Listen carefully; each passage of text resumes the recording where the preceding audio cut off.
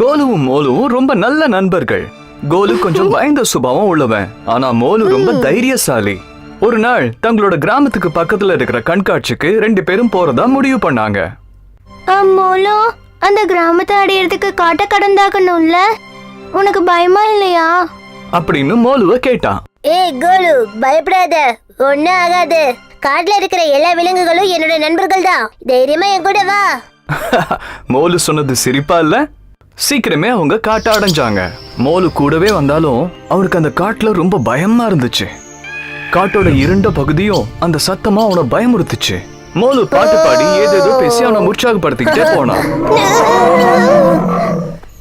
அப்ப கொஞ்ச நேரத்துல பயங்கரமான கர்ஜன சத்தம் பின்னாடி கேட்டுச்சு.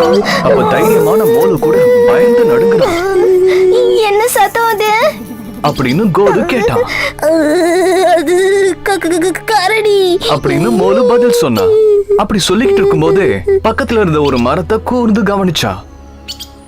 உடனடியா அவன் அந்த மரத்தை நோக்கி ஓடினா. அந்த மரத்தை பிடிச்சு அப்படியே மேல ஏற ஆரம்பிச்சா. அப்ப கோலுக்கு என்ன செய்யறதுனே புரியலையா.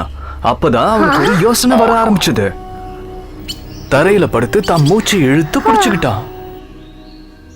அப்ப அங்க வந்த கரடி அவன் பக்கத்துல வந்து அவனை முகர்ந்து பார்த்துச்சு. அவன் இறந்து போயிட்டதா நினைச்சது.